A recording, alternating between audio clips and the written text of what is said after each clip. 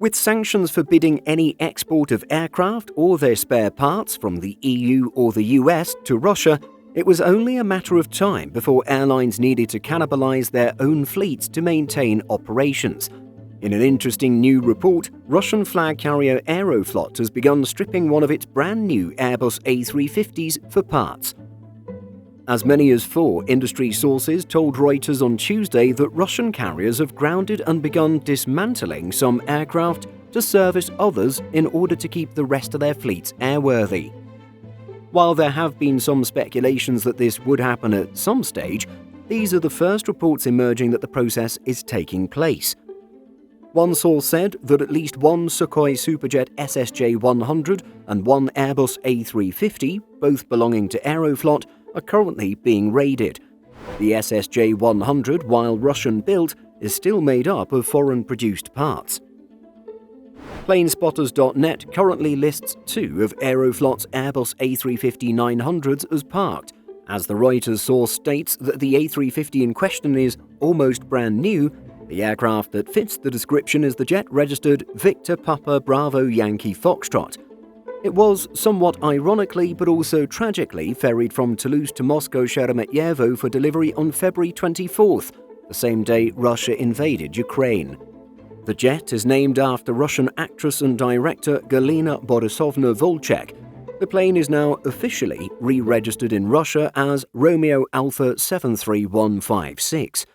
It operated only 10 revenue flights before being grounded after returning from Male in the Maldives on March 7th, visiting Havana, Victoria, and Sochi. The source also told the news outlet that at least one engine had been removed from an SSJ-100 and mounted on another. Furthermore, the Russian flag carrier is reportedly also utilizing a couple of Airbus A320s and Boeing 737s for parts for other aircraft of the same models. Aeroflot once had a total of 22 Airbus A350-900s on order. The first was delivered in February 2020. However, the airline only received a total of 7 of the type before Russia's invasion of Ukraine. As such, Airbus has found new customers for the jets meant for Aeroflot. Indeed, 4 have already been delivered to Turkish Airlines, and another 2 are on the way. Out of the ones that did make it, 5 are still active. Aeroflot is operating them on domestic routes to Krasnoyarsk and Sochi. 3 of the aircraft are technically leases, 2 from SMBC, and 1, the first to be delivered, from Aurum Leasing. Japan's SMBC has written off $1.6 billion due to losing control over 34 of its aircraft operated by Russian airlines. Aircraft cannibalization isn't the only option for Russia's air operators, apparently. That's because Russia and Iran have agreed to cooperate on circumventing sanctions for aircraft parts and repairs.